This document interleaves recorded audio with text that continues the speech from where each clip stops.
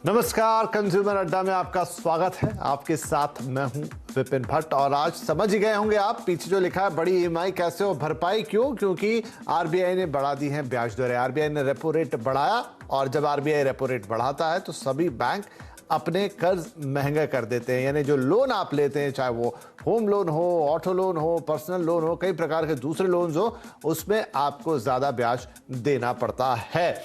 अब ये भी है कि नए ग्राहकों के लिए तो नए ये महंगा होता ही है, लेकिन जो पुराने ग्राहक हैं उनके लिए भी लोन्स महंगे हो जाते हैं, खासतौर पे होम लोन, क्योंकि अब ज्यादातर बैंकों के लोन जो है वो एक्सटर्नल बेंचमार्क से जुड़े हैं, जो कि होता है रेपो रेट, उसमें बढ़ोतरी मतलब आपके होम लोन में बढ़ोतरी। और हुआ यह है कि लगातार तीसरी बार ये ब्याज दरें बढ़ी हैं। ऐसे में अब ग्राहकों के माथे पे थोड़ी चिंता की लकीरें जरूर पड़ी हैं। तो चलिए अब आज यही बातचीत करेंगे कि ये जो ब्याज दरों के बढ़ने का सिलसिला है, ये अभी कितना और जाना है, जो बढ़ोतरी हो रही है वो आप पे कैसे पास ऑन होती है, आपके लोन पर क्या इंपैक्ट पड़ता है, किस तरीके के एडजस्टमेंट आप कर सकते हैं, और कोई तरीका है क्या कि आप ये जो बढ़ोतरी हो रही है, जो ये अनायास झटका आपको लग रहा है, उससे कोई बचाव का तरीका हो। ये सारी बातचीत आज हम करने वाले हैं। हमारे साथ कुछ खास मेहमान होंगे, लेकिन जरा देख लेते हैं कि हुआ क्या है। तो देखिए, ये जो ब्याज दरें बढ़ी हैं, मैंने कहा ना लगातार तीसरी बार है। तो 4 अप्रैल को हमने देखा था पहली बढ़ोतरी हुई थी 4.4% या 40 बेसिस पॉइंट जिसको कहते हैं। रेपो रेट तब 4 पे हुआ करती थी, बढ़ के पहुंच गई 4.4% पर। फिर 8 जून को ये हुई आधा परसेंट की बढ़ोतरी, तो ये पहुंच गई 4.9% पर। 5 अगस्त को ये होती है 5.5% यानी आधा परसेंट की बढ़ोतरी, तो अब हो गया रेपो रेट 5.4%। तो आप देखें तो करीब करीब ये 1.5% के आसपास अब बढ़ गया, 10 बेसिस पॉइंट उसमें कम है। अब आपका होम लोन, उस पर क्या अंतर पड़ता है? देखिए, अब जब बढ़ोतरी हुई थी, वही तारीखें हम पकड़ रहे हैं। 4 अप्रैल को अगर 7% पे आपको होम लोन मिल रहा था, तो पहुंच गया 7.4% पे। जितना रेपो रेट बढ़ा उतना ये लोन भी महंगा हो गया। 8 जून को 7.4 से ये पहुंच गया 7.9 पर। और अब जो बढ़ोतरी हुई है आधा परसेंट की ओर, तो अब ये करीब करीब 8.5% टच कर गया। अब अलग अलग बैंक्स के थोड़े अलग अलग तौर तरीके होते हैं किस तरीके से अपने होम लोन को डिजाइन करते हैं, लेकिन मोटा मोटी यही रहेगा कि 8 से 8.5% के बीच अब इफेक्टिव रेट ऑफ इंटरेस्ट आपका पहुंच जाने वाला है, जहां तक होम लोन की बात है। बाकी लोन्स भी महंगे तो होने ही हैं। होम लोन चूंकि बहुत बड़ा होता है, बहुत लंबे टेन्योर का होता है, बड़ी ईएमआईज होती है, इसलिए सबसे ज्यादा इंपैक्ट वहीं पर आता है। तो आज यही सारी बातें, अब आज के मेहमानों से आपकी तारुफ करा दिया जाए। रुपयापैसा.com के एमडी मुकेश पांडे कार्यक्रम में जुड़ रहे हैं, फाइनेंशियल एक्सपर्ट किशोर सुब्रमण्यम और पैसा बाजार के सीनियर डायरेक्टर गौरव अग्रवाल। आप सभी का बहुत बहुत स्वागत है। किशोर, हम आपसे शुरुआत करते हैं। आरबीआई ने ये लगातार तीसरी बार ब्याज दरों में बढ़ोतरी की है। संकेत ये भी है कि नहीं मालूम कि ये बढ़ोतरी कब तक जारी रहेगी, आगे और बढ़ोतरी हो सकती है। तो पहला सवाल तो दर्शकों के मन में यही है कि यहां तक तो जो बढ़ा वो बढ़ा, क्या आगे ये और बढ़ता हुआ दिखाई देगा?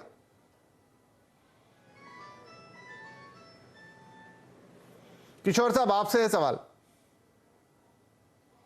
हाँ, ये सवाल का जवाब तो शायद परफेक्टली कोई जवाब नहीं दे पाएगा, मगर जैसे अभी इन्फ्लेशन बढ़ रही है दुनिया भर में, हर सेंट्रल बैंक अभी रेट बढ़ाते जा रहा है। अभी लगता है कि और शायद एक या दो बार और एक आधा percent which is 50 basis point की बढ़त आ सकती है। और पब्लिक को ये अनुमति लेके जाना है कि शायद बढ़ सकती है, क्योंकि आज जो बढ़ोतरी हुई है आरबीआई ने 0.5%, वो कर्व के ऊपरी दिशा पे, मतलब अपवर्ड कर्व पे गया था, क्योंकि अनुमति तो ये थी कि 0.35% की बढ़त आएगी, मगर 0.5 की बढ़त आई है। तो हमें लगता है कि और एक या दो बार शायद आ सकती है, जिसके बाद हमें लगता है कि इन्फ्लेशन घटेगी और उसके बाद ये रुकेगा। अभी ये बहुत तेजी से बढ़त आ रही है और 3 महीना में शायद 1.4%, जो 140 बेसिस पॉइंट शायद लास्ट 6-8 साल में कभी हुआ नहीं है। तो ये बहुत एग्रेसिव आरबीआई चला रही है इन्फ्लेशन को घटाने के लिए। उम्मीद मेरा तो है कि एक या दो बार और ये बढ़े। और बढ़ेगा 50 बेसिस पॉइंट तक, ये और बढ़ सकता है। घर खरीदारों के, कंज्यूमर्स के तो दिल बैठे जा रहे हैं, क्योंकि 3 महीने के अंदर आपने भी कहा कि 66 साल में इतनी तेज बढ़ोतरी कभी देखी नहीं। कहां 6.5% पे चले गए थे, बैंक बड़े बड़े एडवर्टाइज दे रहे थे, और अब ये 8%, 8.5% को टच कर रहे। खैर, जो हुआ वो हुआ, अभी आगे के लिए और तैयार रहना है। तो चलिए मैं अपने बाकी मेहमानों के पास जाऊं, उससे पहले थोड़ा आपको एक नजारा दिखा देता हूं कि आपके होम लोन पर इंपैक्ट क्या आने वाला है। जरा ग्राफिक्स वो हम देखेंगे। होम लोन पर असर देखिए, अगर आपने 30 लाख रुपए का होम लोन लिया है और इसकी अवधि 10 साल है, क्योंकि छोटा होम लोन है, कई लोगों के लिए लगेगा कि 30 साल भी बड़ी रकम है, लेकिन फिर भी हमने अवधि 10 साल की ली है।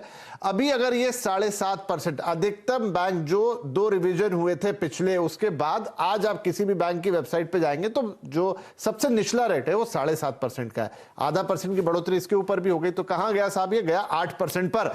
तो अगर 7.5% पर आपके 30 लाख 10 साल के लिए 35,611 रुपए की ईएमआई बन रही थी, वो ईएमआई अब हो जाएगी आपकी करीब करीब 36,398 रुपए की ने 787। इतनी बढ़ोतरी इस आपके ईएमआई में ये होती हुई दिखाई देगी। नंबर 2, अब पकड़ लेते हैं थोड़ा मिड सेगमेंट को। 50 लाख का और 20 साल का लोन, 7.5 से बढ़कर 8 ये भी हुआ। ईएमआई में देखिए कितना अंतर आ रहा है, यहां 1600 रुपए से ज्यादा का अंतर आ गया। 40,000 की ईएमआई करीब करीब 42,000 पे पहुंच गई। एक और सिनेरियो देख लेते हैं, क्योंकि कुछ महानगरों में, मुंबई, दिल्ली, 1 करोड़ के मकान अब आम बात हो चली है, तो यहां पर भी बड़ा झटका आएगा, क्योंकि 7.5 से 8% हुआ। 20 साल की अवधि है, क्योंकि रकम बड़ी है, 1 करोड़ की रकम है, तो यहां पर आपका जो जेब कटेगी वो करीब करीब 3,000 रुपए से, उससे थोड़ी सी ज्यादा यहां पर आपकी ईएमआई में बढ़ोतरी हो जाएगी। अब एक सिनारियो, अब आपके बैंक के हिसाब से आपने किस इंटरेस्ट पे लोन लिया था, किसी को 6.5 मिला है, किसी को 6.8 मिला है, तो वहां से वो और ऊंचा जाता हुआ दिखाई देगा।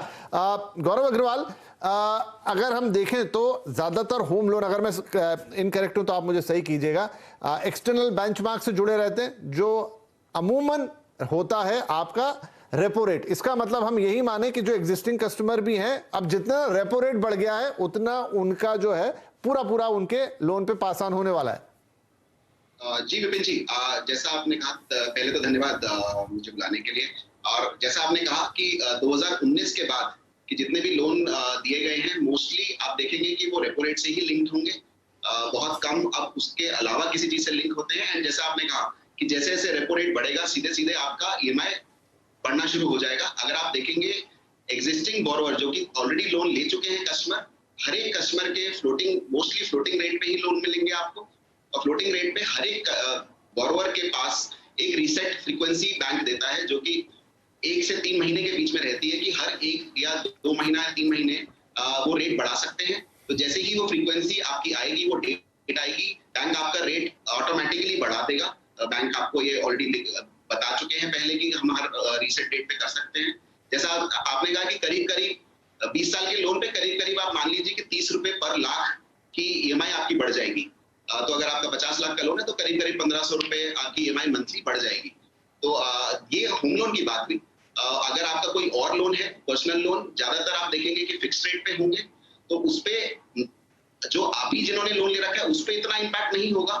ऑटो लोन्स में भी फिक्स लोन पे होंगे, पर जो नए बोरोवर्स हैं उनके लिए इम्पैक्ट आना शुरू हो जाएगा हर तरह के लोन पे, चाहे वो पर्सनल लोन हो, ऑटो लोन हो, या फिर वो होम लोन हो। जी ठीक है, आपने चलिए दूसरे लोन्स की बात करी थी, मैं आता वहां पर, लेकिन चलिए वो लोन भी महंगे होंगे। आमतौर पे ऑटो और personal loan fix rate of interest पे होते हैं, तो नए खरीदारों का इंपैक्ट सीधा आएगा, एग्जिस्टिंग के लिए उतनी दिक्कत वाली बात नहीं है। मुकेश पांडे साहब, अब होम लोन में ये रहता है कि बैंक के पास 2 तरीके की चीजें रहती हैं, या तो वो डिफॉल्ट तरीके से आपका टेन्योर बढ़ाते हैं, या फिर आप उन्हें अलग से रिक्वेस्ट करें और टेन्योर उतना ही रखें और अपनी ईएमआई को एडजस्ट करवाएं कि भाई बढ़ा दो मेरी, क्योंकि उससे शायद ब्याज में आपकी बचत होगी। तो क्या तरीका सही रहता है, कैसे इसका डिसीजन लिया जाए, क्या होगा इस पर? देखिए सर, आइडियली जब कोई कस्टमर होम लोन या किसी भी तरीके का लोन होता है तो बैंक उसके लिए ईसीएस साइन करवा के रख लेता है, और अगर रेट ऑफ इंटरेस्ट बढ़ा है तो नॉर्मली वो टेन्योर बढ़ाते हैं, ईएमआई वही सेम रहता है जो भी आपका एग्जिस्टिंग लोन का चल रहा है। अगर कोई बोरोवर चाहता है कि उसका टेन्योर ना बढ़ा करके उसकी ईएमआई बढ़ाई जाए, तो वो एक रिटर्न लेटर दे सकता है, रिक्वेस्ट लेटर दे सकता है बैंक्स को कि आप मेरा टेन्योर ना बढ़ा करके मेरी ईएमआई को बढ़ाएं, ताकि वो इंटरेस्ट जो उनके ऊपर वजन बढ़ रहा है वो कंट्रोल कर पाए। जी तो इसमें गौरव साहब क्या सही रहता है, क्या लोग जनरली ऑप्ट करते हैं, किन लोगों को ये ऑप्ट करना चाहिए कि वो अपना टेन्योर बढ़वाएं, या किन लोगों को ऑप्ट करना चाहिए कि वो अपनी ईएमआई को बढ़वा लें? तो इसमें जैसे मुकेश ने भी कहा कि आपका डिफॉल्ट जो बैंक आपसे लेते हैं उसमें आपका टेनर बढ़ जाता है। अगर आप कैलकुलेशन देखेंगे तो करीब करीब 20 साल के लोन पे 50 बेसिस पॉइंट्स का जो कि जैसे आज बढ़ोतरी हुई है उसमें आपका करीब करीब 2 साल का टेनर बढ़ जाता है। अगर आपका 20 साल का लोन है तो 25 महीने का आपका टेनर बढ़ रहा है। तो मेरी तो सलाह इस तरह से होगी कि अगर आपके पास देखिए, अगर आपको आप अफोर्ड कर सकते हैं ईएमआई बढ़ी हुई तो ईएमआई अपनी बढ़वाएं ताकि आपका खर्चा निकलता रहे, आपकी इंटरेस्ट आउटगो जो है, जो आपका टोटल इंटरेस्ट देना है वो ना बढ़े, आपका टेनर जो आपका 20 साल था वो 20 साल ही रहे। वो सबसे आइडियल सिनेरियो है। अगर आप अफोर्ड नहीं कर सकते बढ़ी हुई ईएमआई तो टेनर बढ़ाना ऑटोमेटिक लॉजिकल है कि आप टेनर बढ़ाएं, ईएमआई अपनी उतनी ही रखें। और आपका लेट्स से अगर आपका 2 साल लोन बढ़ रहा है 20 की जगह 22 का हो रहा है तो आप उतना रखें।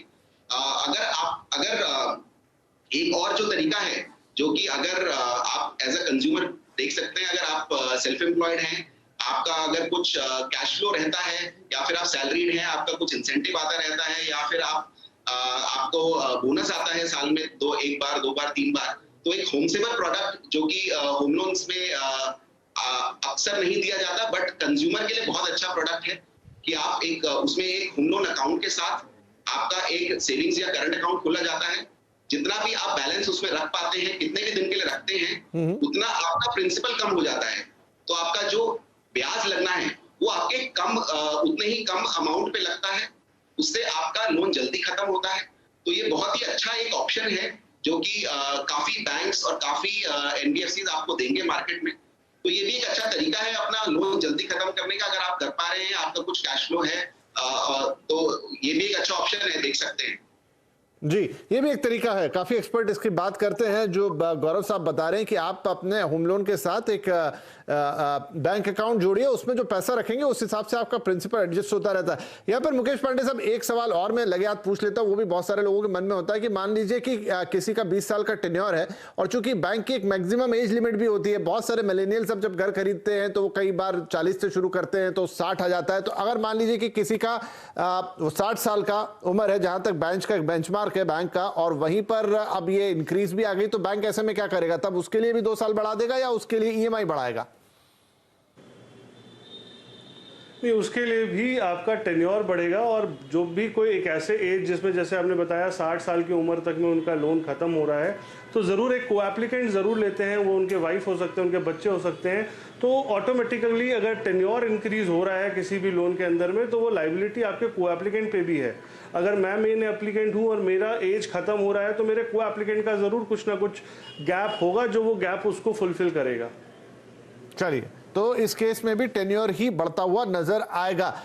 किशोर साहब, अब देखिए, अभी हमने देखा कि अभी ये जो ब्याज दरें हैं ये ऑलमोस्ट प्री कोविड लेवल पे पहुंच चुकी हैं, और तब भी वही 8.25 साढ़े 8% के आसपास होता था। क्या ऐसा होगा कि आगे कभी ब्याज दरें बढ़ती भी हैं तो बैंक खासतौर पे थोड़ा सा डिटरेंट रहेंगे कि वो अपने होम लोन को महंगा ना करें, क्योंकि इस समय मार्केट अच्छा है, काफी सारे लोग घर अभी भी खरीद रहे हैं। ये 3 बार की बढ़ोतरी के बाद माना जा रहा था कि शायद लोग पीछे हट जाएंगे, लेकिन खरीदारी अब भी जारी है। लेकिन कब तक खरीदारी करेंगे, क्योंकि एक समय के बाद तो वो ईएमआई भारी पड़ेगी। तो क्या बैंक ऐसा कर सकते हैं कि वो ठीक है बाकी जगह रखें लेकिन अपना जो होम लोन का पोर्टफोलियो है उसको वो आकर्षक बनाने के लिए थोड़ा नीचे ही रखें? इसका जवाब सीधा है, बैंक ये कभी करेगी नहीं। क्योंकि आज जैसे आपको ये मालूम होना चाहिए कि हमारा जो लोन्स है वो फ्लोटिंग में चलता है, बल्कि जो डिपॉजिट्स है, जो फिक्स्ड डिपॉजिट्स बैंक में होते हैं वो अभी तक फ्लोटिंग नहीं है, वो फिक्स्ड है। तो बैंक अभी जब रेपो रेट बढ़ रही है और उनका खुद का बोरोइंग का कॉस्ट बढ़ रहा है, तो वो इस रेट को पास ऑन करेंगे और जरूर करेंगे। और रही आपकी दूसरी सवाल की खरीदारी इसके कारण कम होंगे कि नहीं, मेरा सही मानना है कि खरीदारी इसके कारण कम होंगे नहीं। क्योंकि आपको 2 या 3 चीज याद रखना चाहिए। पहले तो रेट की जो रैली हुई है वो 10-11 साल के बाद अभी वापस चालू हुआ है, क्योंकि डिमांड बहुत दिन से, बहुत सालों से घटा हुआ था। और ये डिमांड इतना डल था कि बैंक का रेट्स भी हाई था और जनरली इकोनॉमिक कंडीशन भी ऐसा नहीं था कि पब्लिक अफोर्ड कर सके। आज वो डिमांड वापस आई है और इन्वेंट्री रियल एस्टेट का कम होते जा रहा है और पब्लिक खरीद रहे हैं। दूसरी बात आपको याद है जिसे कहते हैं कि बैलेंस ऑफ इकोनॉमिक्स। ये बैलेंस ऑफ इकोनॉमिक्स में ये होता है कि अगर मैं एक सैलरीड पर्सन हूं, मेरा आय जो वेतन है वो भी बढ़ रहा है, और जब मेरा वेतन बढ़ता है, आज आईटी इंडस्ट्री का एवरेज इंक्रीमेंटल लेवल 9 से 12% हो गया है, और आज द ग्रेट रेजिग्नेशन मूवमेंट भी चल रहा है जहां पब्लिक एक कंपनी से को छोड़ के दूसरी कंपनी में जा रही है और वहां उनका वेतन 20-30% ऊपर आ रहा है। तो ये 0.5% जहां फर्क पड़ता है करीबन 31 रुपया का लाख रुपया लोन में, और अगर मान के चले एक एवरेज इंडियन का बोरोइंग है 42 लाख या 32 लाख रूरल इंडिया में और 42 लाख अर्बन इंडिया में, उसमें जो इम्पैक्ट है और उनका सैलरी ग्रोथ है वो डिस्प्रोपोर्शनेट है। इसका मतलब ये रहेगा कि 1000-2000 बढ़ने से आज पब्लिक पीछे नहीं हटेंगे, ये रैली बढ़ते रहेगी। ये कब इंपैक्ट करेगा और उस रियल एस्टेट को ग्रोथ को स्लो करेगा? जब इंटरेस्ट रेट 9.5 या 10 के ऊपर जाएगा। अगर आज आप एक ओवरड्राफ्ट या एक पर्सनल लोन के हिसाब देखोगे तो 10.5% का जो लोन जा रहा है वो भी हाई डिमांड में चल रहा है। कंजम्पशन हाई डिमांड में है, कंज्यूमर ड्यूरेबल्स हाई डिमांड में है, तो मेरे हिसाब से रियल एस्टेट का ग्रोथ इसमें बाधा नहीं पड़ने वाला है, और बैंक इसको डेफिनेटली कंज्यूमर को पास ऑन करेगी, क्योंकि उनको अगर ये लोन का कॉस्टिंग को पास ऑन नहीं करेंगे तो उनको डिपॉजिट में बाधा पड़ेगा और उनका कासा का जो बैलेंस है उसमें बहुत चोट पड़ेगी।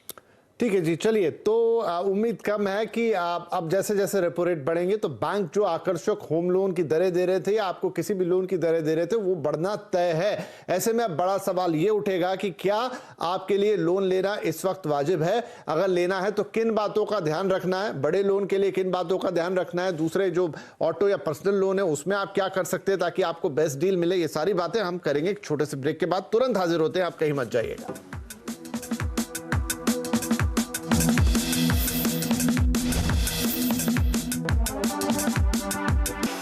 Welcome back. बड़ी ईएमआई कैसे हो भरपाई, हम बात कर रहे हैं कि आरबीआई ने बढ़ा दिया रेपो रेट और इससे आपके एग्जिस्टिंग लोन और आने वाले लोन भी महंगे हो जाएंगे। तो काफी सारी बातचीत हुई ब्रेक के पहले कि क्या फर्क पड़ेगा आपकी ईएमआईज पर, अलग अलग तरीके के लोन पोर्टफोलियो पर। लेकिन अब बात करते हैं कि अगर आप नया लोन लेने का मन बना रहे हैं तो आपके लिए क्या बातें हैं जो ध्यान में आपको रखनी चाहिए। गौरव अग्रवाल साहब, तो क्या होगा, क्या जो नए बोरोवर्स हैं, अभी वैसे एक्सप्लेन किया किशोर जी ने काफी हद तक कि उतना फर्क नहीं पड़ेगा, बट स्टिल बहुत सारे लोग जो ऑन द लाइन होते हैं, ऑन द वर्ज होते हैं, उनके लिए मैटर करता है कि भाई अगर इतने तक मेरी ईएमआई बन रही तो ठीक है। मेरे ख्याल से पहले कैलकुलेशन ही कोई लोन लेने वाला ये करता है कि इसकी ईएमआई कितनी आएगी और उसका मेरी लाइफ पे कितना इंपैक्ट आएगा। तो अब नए सिनेरियो में लोगों को क्या देखना होगा? देखिए, ये इंटरेस्ट रेट इंक्रीज होने का, जैसे कि किशोर जी ने भी कहा कि थोड़ा सा दिन अभी ये रह सकता है, बट इवेंचुअली आप देखेंगे कि इंटरेस्ट रेट या तो स्टेबल हो जाएंगे या नीचे जाएंगे। आरबीआई ने भी जैसा आज कहा है कि इन्फ्लेशन अभी पीक आउट हो रहा है एंड मतलब वो एक्सपेक्ट कर रहे हैं कि इस साल के अंत तक इन्फ्लेशन सॉफन हो जाएगा। आप मान लीजिए कि अगले साल के आसपास आपके इंटरेस्ट रेट वापस स्टेबल या कम होना शुरू हो जाना चाहिए, मेरा अनुमान है ये।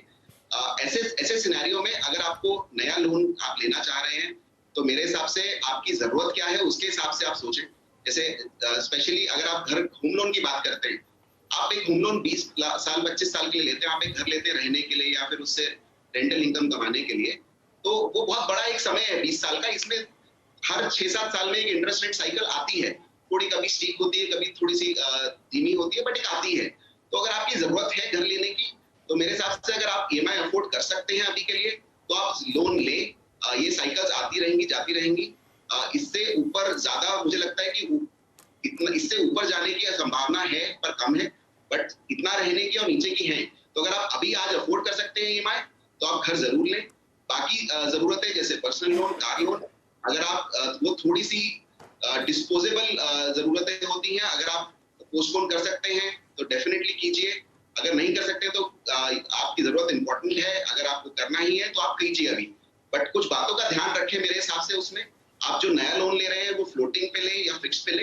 अभी मेरे हिसाब से फ्लोटिंग रेट ज्यादा बेनिफिशियल रहेगा कस्टमर के लिए।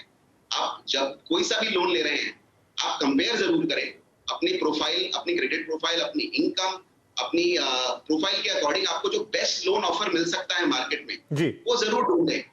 और अपना जैसे होम लोन में मार्जिन मनी जो कि सबसे इंपॉर्टेंट होता है उसका ध्यान जरूर रखें, जो कि 15 से 20-25% के बीच में वो अपना हिसाब अपना बना के रखे। बाकी मेरे हिसाब से भी इसमें डिमांड में ज्यादा फर्क नहीं पड़ेगा बहुत ज्यादा, तो ये सब आती जाती रहेंगी चीजें। चलिए ठीक है मुकेश पांडे साहब, तो जो गौरव भी कह रहे हैं कि नए लोन के लिए आप थोड़ा सा जरा वो कर सकते हैं, तो क्या अभी की स्थिति में भी बैंक से बार्गेन किया जा सकता है और आपको अच्छे डील्स मिल सकते हैं? देखिए, इसका बहुत बड़ा इंपॉर्टेंट फैक्टर है आपका क्रेडिट स्कोर। क्रेडिट स्कोर के बेसिस पे बैंक्स और एनबीएफसीज के रेट ऑफ इंटरेस्ट आपके डिसाइड होते हैं। अगर आपका क्रेडिट हिस्ट्री अच्छा है, आपकी सैलरी अब इनकम ठीक है या बिजनेस इनकम ठीक है, तो ज़रूर आप बार्गेन कर सकते हैं। तकरीबन 40 बैंक और एनबीएफसी अवेलेबल हैं मार्केट में और सबकी प्रोडक्ट एंड पॉलिसीज़ अलग हैं। आपको चूज़ करना पड़ेगा खुद से अपने किसी एडवाइज़र के थ्रू या ऑनलाइन पोर्टल अपने बैंक के थ्रू कि आपके लिए क्या बेस्ट ऑप्शंस अवेलेबल हैं। और ज़रूर कोई भी कंज्यूमर लोन लेने से पहले ज़रूर ये चीज़ों को ज़रूर ध्यान देता है और वो अपने हिसाब से जो उसको बेस्ट रेट ऑफ इंटरेस्ट मिल सकता है वो ज़रूर लेना चाहेगा। जी ठीक है, चलिए अब सबसे महत्वपूर्ण सवाल की तरफ बढ़ते हैं। हमारा अंतिम सवाल भी होगा और मैं पूछूंगा किशोर जी से, सुब्रमण्यम साहब से। सर, हमने देखा कि बैंक रेट्स ड्यूरिंग पैंडेमिक अपने लोएस्ट पे चले गए थे, 6.5% और ये तमाम चीजें। उम्मीद ये थी कि ठीक है बढ़ेंगे तो सही, उतना लो तो कभी नहीं रहेगा, लेकिन एक तरीका होता है, एक टाइम पीरियड होता है जिसमें वो धीरे धीरे बढ़ते हैं। अनफॉर्चुनेटली ये हुआ कि पैंडेमिक के बाद बैक टू बैक वॉर आ गया, पूरी दुनिया जो है इन्फ्लेशन में गिर गई, अभी एक और वॉर की बात चल रही है, तो सिनेरियो बदल गए। इसीलिए शायद ये रहा कि एक ही महीने या 3-4 महीने के अंदर हमने देखा 3 रेट इंक्रीज हो गए। चलिए ये हो गए, आगे भी हो सकते हैं, लेकिन क्या जब चीजें सामान्य होगी तो इसका रिवर्सल भी देखने को मिलेगा, हम कटौती भी होते हुए देखेंगे? हाँ, तो इसका आंसर है हाँ, जरूर कटौती भी देखेंगे, मगर उसके लिए समय लगता है, क्योंकि ये लोग ये जो इन्फ्लेशन होता है या डिफ्लेशन होता है, ये एक कर्व में होता है। अभी कर्व चल रहा है, अभी इन्फ्लेशन का चल रहा है, और ये इंडियन इन्फ्लेशन नहीं है, ये ग्लोबल इन्फ्लेशन है। क्योंकि आगे के जमाने में भी हमें ये देखना पड़ेगा कि इन्फ्लेशन ग्लोबल ही रहेगा। हम लोग एक इंटरकनेक्टेड वर्ल्ड में रहते हैं। आज जो भी इंपैक्ट हो, एक यूक्रेन की वॉर हो या चाइना एक मिसाइल चलाए या ऑयल का दाम बढ़ जाए, ये दुनिया भर में चलेगा।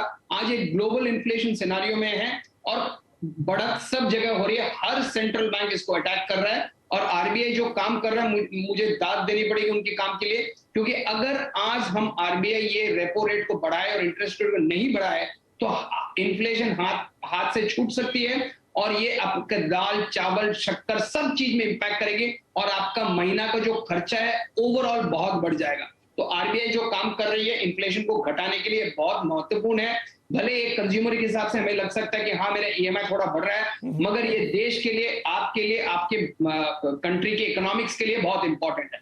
और रही बात कटने की, हाँ ये वंस इन्फ्लेशन पीक हो जाएगी, जो मेरी उम्मीद में 3 से 6 या 8 महीना के अंदर पीक हो जाएगी, और तब तक मेरा उम्मीद है कि ये वॉर और दूसरी ग्लोबल क्राइसिस भी थोड़ा सेटल हो जाएगा, तब ये सॉफ्टनिंग होगा और ये कभी रिवर्स डायरेक्शन में इमीडिएटली नहीं जाता है। ये एक प्लेटो फॉर्म हो जाता है, वो प्लेटो होने के बाद ये रिवर्स जाएगा। बल्कि एक चीज कंज्यूमर को याद रखना पड़ेगा कि आज अगर आप एक होम लोन ले रहे हो और उसका टेन्योर 20 साल है, तो अगर आप एवरेज इंटरेस्ट रेट देखोगे तो ये साउथवर्ड जाएगा। कोई भी डेवलप्ड इकोनॉमी, कोई भी डेवलपिंग इकोनॉमी का इंटरेस्ट रेट घटता है। अब अगर वेस्टर्न वर्ल्ड में चले जाओ तो 2 से 3% आपको एनुअल रेट में हाउसिंग लोन मिलता है। तो भारत मेरे हिसाब से अगला 20 साल में उसी दिशा पे चल रहा है। तो जो आज की रेट है वो नहीं रहेगी और आपका एवरेज रेट अगला 15-20 साल में घटेगी, मिनिमम 1 से 2-2.5% तक घटेगी।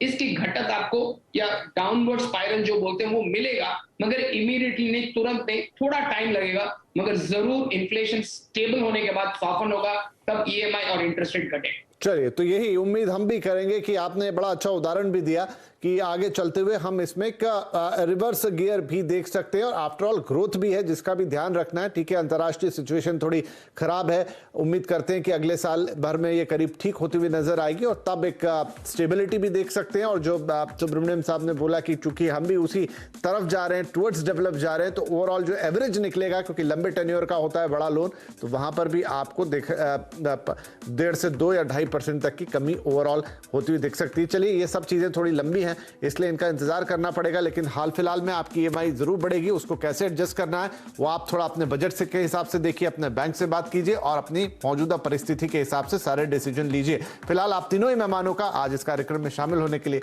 बहुत शुक्रिया। नमस्कार।